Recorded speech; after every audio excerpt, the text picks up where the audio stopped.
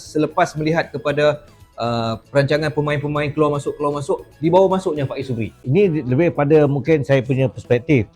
Kita panggil great comeback. Great comeback maksud dia kita selalu tengok di barat, salah satu daripada nilai-nilai profesionalisme ialah bagaimana sesuatu keadaan itu mencetus satu inspirasi. Bagi orang yang start, dia akan terus naik ke puncak, tetapi bagi orang yang jatuh, bagaimana untuk bangkit balik.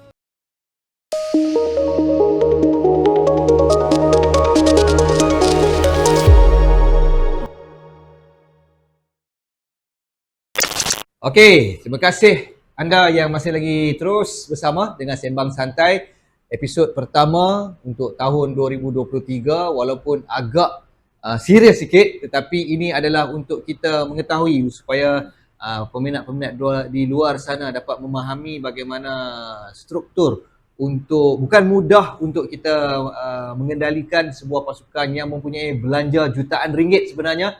Jadi ianya tertakluk ataupun terpulang kepada bagaimana seseorang individu itu yang berada di tepi saya, Datuk Nur Razmi, antara individu yang terlibat untuk membawa jenama Penang FC dalam saingan Liga Malaysia saban tahun. Okey, sebelum kita nak ke soalan-soalan tentang musim 2023. Okey, pastinya penyokong yang menjadi tulang belakang. Tetapi sebelum tu, ramai yang mengatakan satu perkataan ni lah, nobody is bigger than the club. Okay? Mungkin dari pandangan Datuk sendiri, macam mana kita nak olah no one is bigger than the club pada Penang FC lah? Okay, saya tak letakkan pada orang lain, tapi saya letakkan pada diri saya sendiri. Betul saya adalah board director, betul dalam banyak perkara saya buat keputusan, tetapi banyak juga perkara-perkara yang apa yang saya nak, apa yang saya sendiri saya punya demand tidak dipenuhi. Tetapi saya akan ukur balik, adakah itu personal demand atau itu yang diperlukan oleh kelab. Di sini yang sebenarnya titik tengah yang perlu pengurusan tahu, supaya pengurusan tidak membuat sesuatu yang nampak macam untuk kelab, tapi lebih kepada personal demand. Begitu juga dengan jurulatih. Walaupun dia ada demand dia, tapi dia mesti tahu juga keperluan kelab. Sebab kelab yang perlu maintain dana. Begitu juga dengan para pemain. Pemain pun kena tahu di manakah penghormatan kepada kelab. Jadi bila kita ada this mutual understanding, yang ini yang sebenarnya boleh maintain the good governance of the club. Sebab tu kalau kita lihat, bukan saja kelab di dalam negara, di kelab luar negara, di luar negara dan sebagainya, kalau anda kata ada suatu indu yang terlalu berpengaruh, contohlah kalau saya tengok dalam perlawanan, saya kata, oh coach tolong tukar pemain ni, tolong tukar pemain tu. Pada kita rasa power kita untuk buat untuk kelab, tapi sebenarnya adakah itu betul untuk kelab? Sedangkan itu lebih kepada kita punya personal satisfaction yang pakar coach. Tetapi kita boleh campur tangan. Yang ini yang sebenarnya perlu dipahami oleh pihak pengurusan sendiri. Di manakah kita punya sepadan? Itu sebab untuk macam 2023, lepas kita belajar banyak pengajarannya, kita lihat begini. Untuk tim yang baik, sebaik-baiknya biar coach yang lihat apakah keperluan pasukan. Dan kita cuba facilitate, bantu supaya kita dapat bantu coach mencari pemain-pemain yang sebenarnya akan berbala pada kelab.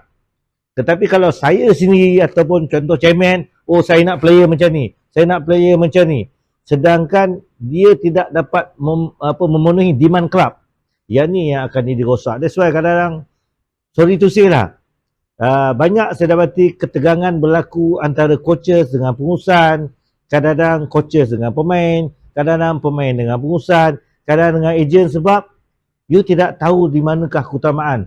That's why selalu saya akan tanya diri saya, I want to do this, I want this happen. Tapi next question saya akan tanya, adakah ini berbala untuk kelab atau tidak? Dan saya akan dapat pandangan. Kalau let's say majority coaches ke, even pemain kadang kita tanya, even orang lama kadang macam Dr. Ahmad Pripal, kita tanya, oh no Dato' Eli, begini, saya akan tengok balik. Betul lah, ini sebenarnya nampak lebih kepada untuk saya, bukan untuk kelab. That's why bila dikatakan no one bigger than club, secara kolektif semua individu dalam kelab mesti lebih kena memikirkan apa yang penting untuk kelab, bukan untuk personal achievement.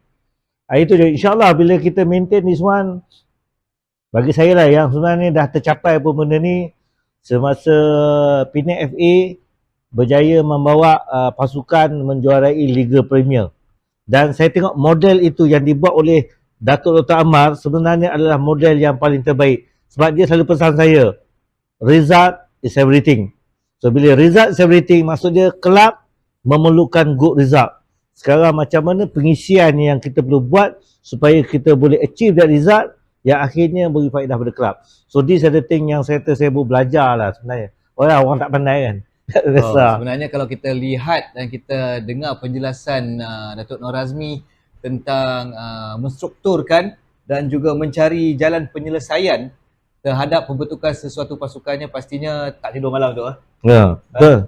Dalam erti kata lain, macam tadi Datuk kata, no one is bigger than club, ianya memerlukan persefahaman kesemua individu yang terlibat, pengurusan, pemain, coaches dan juga mereka yang berada di belakang tabir. Dan tak dilupakan juga, ini sebenarnya bukan di dalam bidang pengurusan, penglibatan penyokong, fans yang juga merupakan supporter, penyokong yang berada di belakang, dan mereka juga adalah sebenarnya sebahagian daripada yang invest, melabur kepada menjana keseluruhan perjalanan sesebuah pasukan. Kemudian Datuk melihat kepada penglibatan mereka.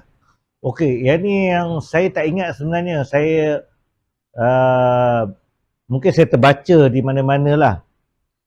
Bila agak tertarik, bila dikatakan fan itu bukan fan, tapi fan itu adalah pelabur. Sebab kelab ini adalah bersifat komersial, maka dia perlu lihat fan ini sebagai pelabur. Saya try to understand what does it mean by that. Jadi bila saya tengok di luar negara, saya tengok kelab-kelab lain, macam contohnya yang dibawa oleh Selangor, Kedah, Terengganu, bila kita lihat balik, mereka sebenarnya meletakkan penghargaan dan penghormatan di tempat yang sepatutnya untuk fan.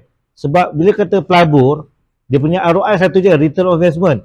Dia nak datang, rasa berbaloi, rasa terhibur. Dan apakah pelaburan dia? Selalu orang pandang tiket. Tapi orang terlupa. Kalau macam di Pulau Pinang, penonton ataupun fan yang datang dari seberang, maksud dia minyak dia, tol dia, risiko dalam keadaan menggunakan kenderaan, menempuh jam. Kemudian kalau datang dengan keluarga, dengan pembelajaran untuk makanan, all this investment semata-mata untuk datang rasa terhibur dengan game yang sepatutnya memamerkan aksi-aksi yang boleh menghiburkan. Tetapi kalau anda kata pasukan gagal menampilkan aksi-aksi yang menghiburkan, kalah tak apa. Kalau kalah tu betul-betul melawan sepenuh hati. Tapi apatah lagi kalau permainan tu secara cincai. So mereka akan rasa macam buang duit, buang masa. Pelaburan yang tak membawa hasil lah. Pelaburan yang tak membawa hasil. Dan kadang-kadang masa saya tengok, yang ni saya terharu, setengah-setengah bapak-bapak yang bawa anak mereka bukan bawa sebab nak seronok tak. Mereka sebenarnya cuba membentuk satu semangat, satu inspirasi. Mereka cuba jadikan depan mereka ni bola semua sebagai satu inspirasi untuk anak dia mencapai sesuatu. Jadi bagi saya, itu bukan saja saya lah sebenarnya. Even CEO Kedah pernah bercerita pada saya, setiap kali kita game, setiap kali fan ramai, setiap kali kita kalah, sebenarnya kita akan menangis. Sebab apa kita menangis? Sebab kita nak fan datang gembira. Tapi bila keputusan tu teruk, fan pun balik muka bengang, muka tak puas hati. Kita punya rasa macam berdosa lah pada fan. Sebab tu kita treat fan must be treated sebagai investor. Kita yang sebagai the player ni, apa pulangan yang kita perlu buat. Kita kena realistik. Mungkin kita tak boleh nak menang, tapi how kita bagi sepenuh hati di atas padang. Yang ni yang sebenarnya fan kita nak tengok. Apa yang kita usahakan sebenarnya selama inilah we try to build up a good bridge antara pengurusan, pemain dan fan supaya kita ada kebersamaan. Sebab saya cemburu dengan fan Liverpool. Sebab fan Liverpool dia ada satu statement, you will never work alone, katakan. Bagi saya itu bukan kata-kata kosong. Tapi macam mana kita nak supaya fan-fan tu akan ada sentimen yang sama. That's why yang we try to build up this relationship supaya kalah ke, menang ke, seri, kebersamaan tu tetap kukuh. Tetapi kukuh yang macam mana? Kelab must deliver. Yang tu yang kita harap untuk 2023 lah. Okey, peranan yang dimainkan oleh fans ataupun supporter bukannya kecil. Mereka adalah tulang belakang untuk menaikkan semangat dan kita bertuah kerana di belakang Penang FC begitu ramai penyokong-penyokong yang sentiasa tidak berkira wang ringgit untuk hadir ke stadium dan juga bersama-sama dengan pasukan ketika beraksi di tempat lawan. Ianya sesuatu yang perlu dibanggakan atas peranan yang dimainkan oleh setiap yang hadir untuk memberikan sokongan kepada Penang FC. Tahniah kepada semua penyokong-penyokong, tak kira lah Penang ke, penyokong negeri-negeri lain ke, yang ataupun klub-klub lain sebenarnya yang saya maksudkan adalah klub-klub lain yang sentiasa memberikan sokongan kepada pasukan yang anda sayangi. Baik, kita beralih kepada musim 2023. Sekali lagi, setelah kita menamatkan di kedudukan yang agak kurang menyenangkan pada 2022, kita kembali, Alhamdulillah masih lagi berada dalam saingan top flight, iaitu di saingan Liga Super. Pastinya saya rasa untuk musim 2023 ni dengan pertambahan pasukan, dana pastinya lebih besar. Tapi saya tak nak sebut tentang dana lagi tu. Bagaimana untuk menyiapkan pasukan baru selepas kita di kedudukan terbawah dan juga menyediakan pasukan Liga Simpanan tu, Datuk. Okay.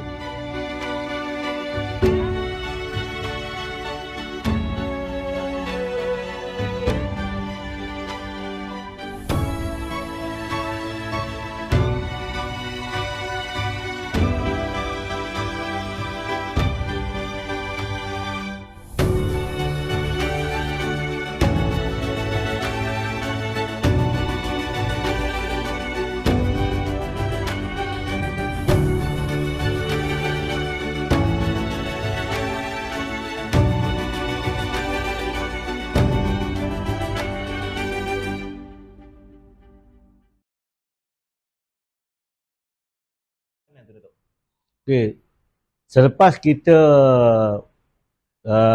kecundang dalam Piala Malaysia 2022, kita kalah Kuching City masa tu, pada bulan 12 kalau tak salah saya, kita ada buat postmortem. So dalam postmortem tu lah yang kita lihat apakah sebenarnya kekurangan ataupun kesilapan yang paling besar yang perlu diatasi. That's why bila kita lihat antara perkara yang kita nampak ialah dalam kes kita ni Coach Manzur.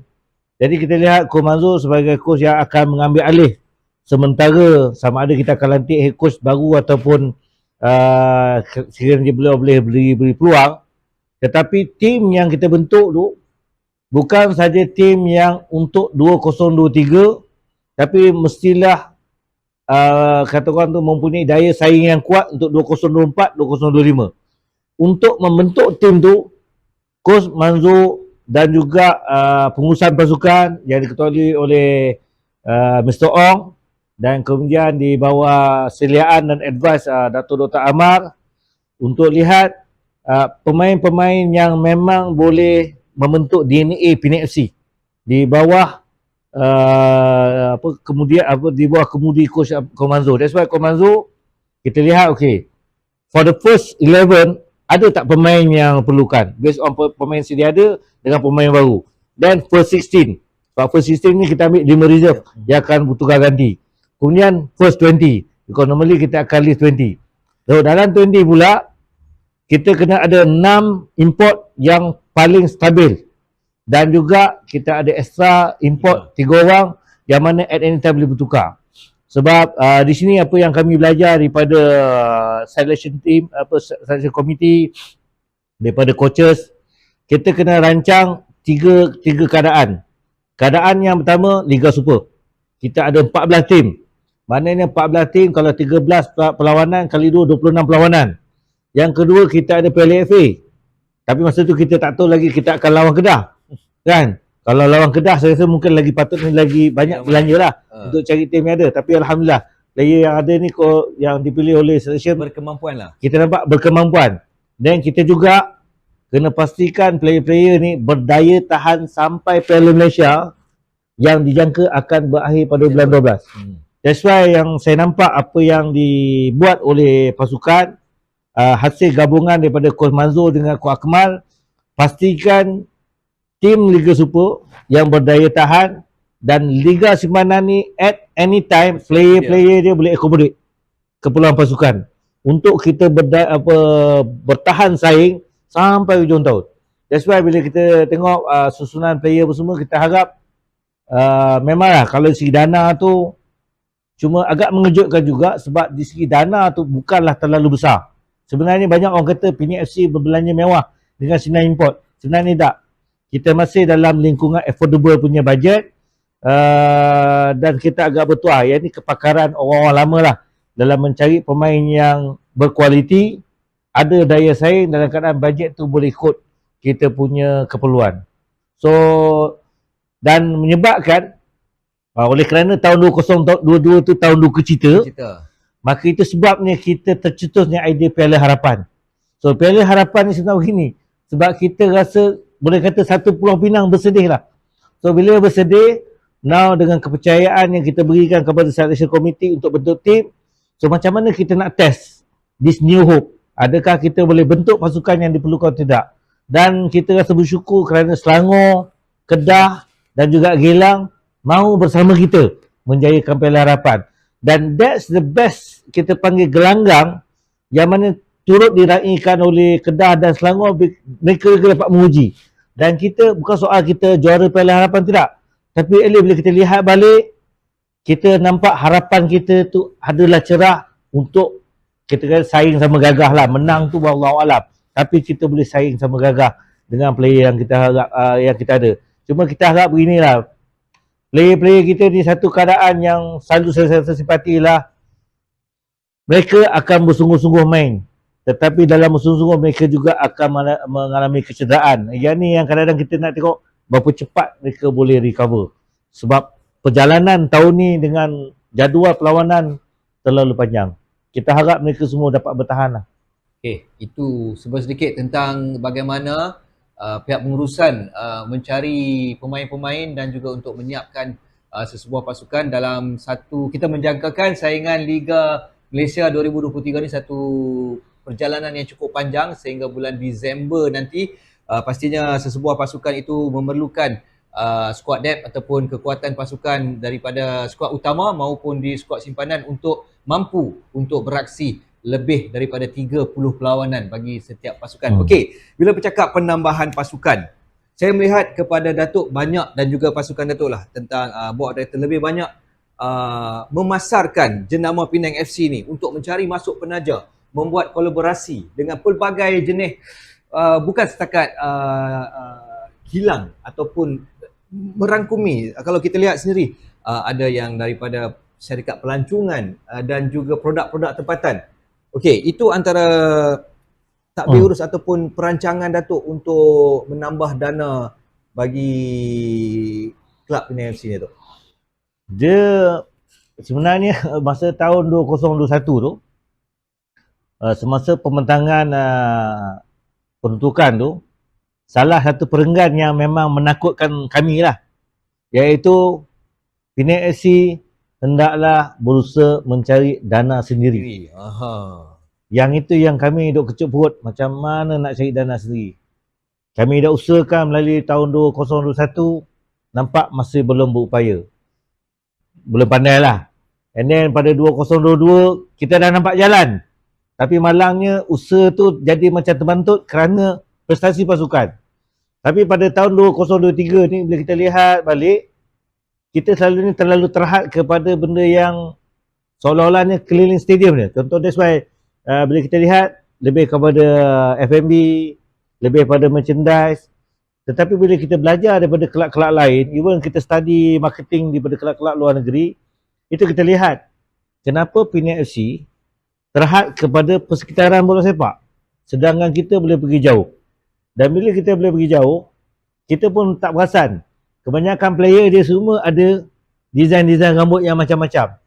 Dan kita amat bertuah atas usaha Faiz Subri sebenarnya, yang membawa ke Mat Saleh Barber Dan kita ini yang selama ini kita tunggu-tunggu. Kita bukan nak minta sponsor sampai juta-juta. Tak. Ini amount yang kita rasa dia pun boleh survive. Kita pun boleh promote. Dalam keadaan kita boleh galakkan ramai lagi terlibat. Itu sebab bila kita lihat macam contohnya perkhidmatan servis kenderaan, catering, perfume, and then barangan sabun. Barangan sabun saya tak ingat satu pemain yang terkenal pernah mengiklankan sabun. Saya memang ketawa, saya kata pemain iklankan sabun, tapi bila saya kata balik, kenapa saya perlu ketawa?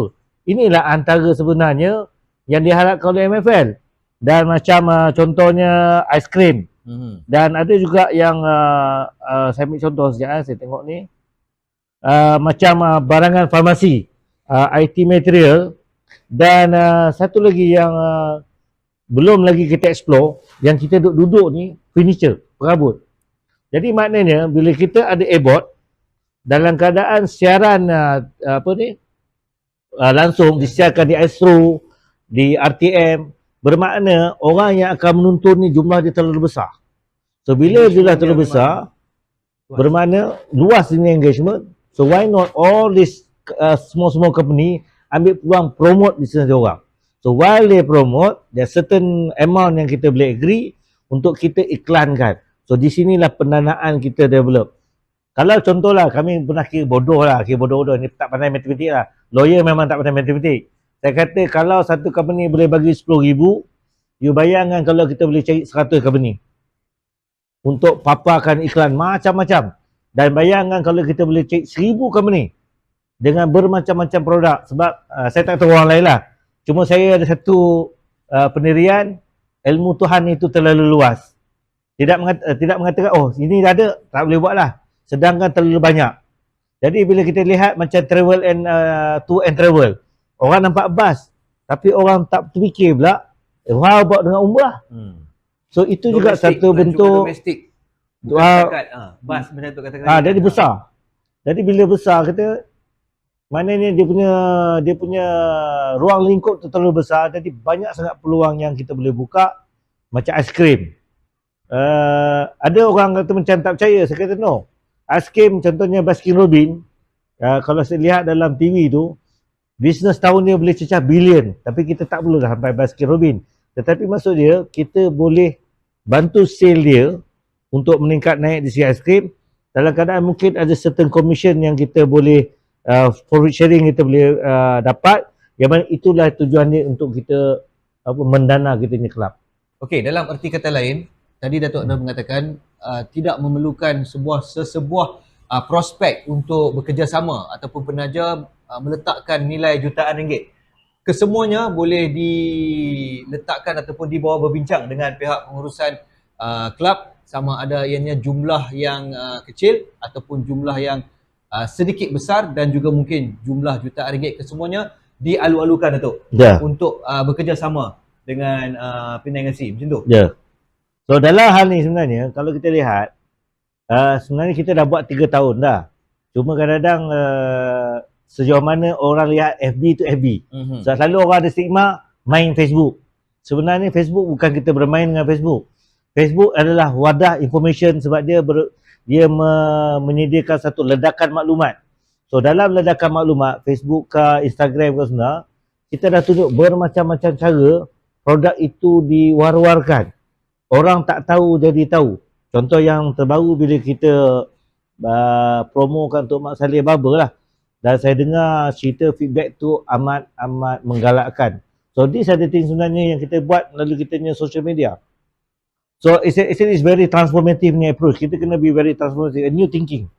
InsyaAllah nanti dalam 2-3 hari ni kita akan ada lagi beberapa promosi yang kita akan buat. Nak tunjukkan how beautiful actually the business collaboration. It's just how you nak be more creative untuk promote your business. Okey, itu seberingkas bagaimana perjalanan dan juga usaha yang dilakukan untuk sesebuah pengurusan pasukan bola sepak untuk mengharungi cabaran yang akan sama-sama dirasai oleh para penyokong dan juga peminat-peminat bola sepak bagi setiap pasukan. Okey, kita nak ucapkan terima kasih kepada Datuk. Ini adalah bulan terakhir Datuk bersama dengan Penang FC kerana mungkin ramai dah tahu Datuk akan berpindah ke Putrajaya tu. Okey, mungkin kata-kata akhir Datuk lah. Bukan nak minta fan bersedih ke apa kan. Okey, sebab Datuk dah memainkan peranan yang cukup besar dalam dalam Penang FC ni, walaupun berapa Datuk keseluruhannya 3 tahun. 2 tahun lah, 2 tahun lebih sikit 2 tahun lebih sikit lah, lebih kurang 2 tahun lebih sikit. Okey, mungkin kata-kata akhir Datuk kepada peminat-peminat di luar sana yang Datuk daripada yang tidak dikenali sebelum ni menjadi individu ikon yang dikenali dengan panggilan Datuk LA. Sampai orang tanya Datuk LA tu apa, Datuk mungkin boleh explain. Datuk LA tu adalah legal advisor. Legal advisor tu legal advisor adalah penasihat undang-undang negeri. Okey Datuk, kata-kata akhir Datuk lah. Okey lah. Sebenarnya kalau kita lihat apa yang sedang berlaku adalah apa yang kita harap akan terus berlaku. Pertama sekali ialah the good governance of the club. Makna yang saya harap sangat ialah pengurusan kelab yang terus stabil. Without pengurusan yang stabil, memang dia akan membawa efek kepada yang padang. Kemudian bila pengurusan dah stabil, kita harap diterjemahkan atas padang pula. Maknanya kita punya jurulatih, kita punya pemain-pemain akan mempamerkan segala apa yang diharapkan oleh semua orang. Dan apabila usaha tu dah cantik pengurusan, usaha tu dah cantik di atas padang, selebihnya ialah sokongan daripada fan. Sebab saya suka kata-kata satu mendiang fan kita tu, without fan, apa kita panggil? Without fan the club is nothing, something like that lah. Maksud dia kebersamaan dalam semua aspek. Sebab itu yang kalau yang mungkin sebab saya ni pegawai kerajaan, normally apa yang kita buat is nothing about individual punya skill. Apa yang kita buat sebenarnya adalah satu bentuk sistem kerja, yang mana sistem kerja tu bersifat teamwork. Yang mana apabila sistem kerja tu dah stabil, siapa pun bertukar ganti, siapa yang ambil alih, insya-Allah so long as that system dia follow dengan good governance, dengan ada integrity, insya-Allah Penang FC boleh bertahan. Dan saya sebenarnya saya jangka dengan model takbir urus yang sedia ada ni, dan kalau kita tiada apa-apa masalah yang tidak perlu pada kelab 2024 ataupun 2025 melalui proses pembinaan yang dibuat oleh Coach Manzur dan Coach Akmal, insya-Allah saya doakan Penang FC boleh pergi jauh. Selalu perkataan yang digunakanlah trust the process. Saya minta fans satu je, please trust Coach Manzur, please trust Coach Akmal, because kedua-dua anak muda ni sedang berusaha membuat yang paling terbaik untuk Penang FC. We just need your support. Itu ya. Okay, terima kasih Datuk. Semoga Datuk masih lagi hati di Pulau Pinang walaupun Datuk akan ditugaskan di Putrajaya nanti. Okay, Datuk, terima kasih, selamat berjaya.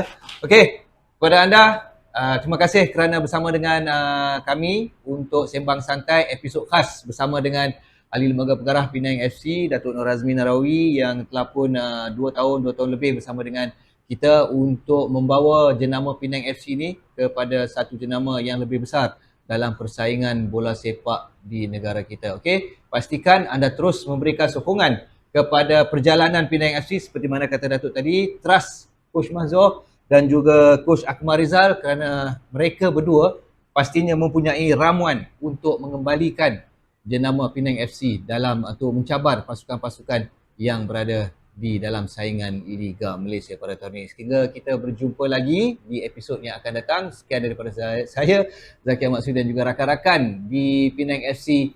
Jumpa lagi. Terima kasih. Bye-bye.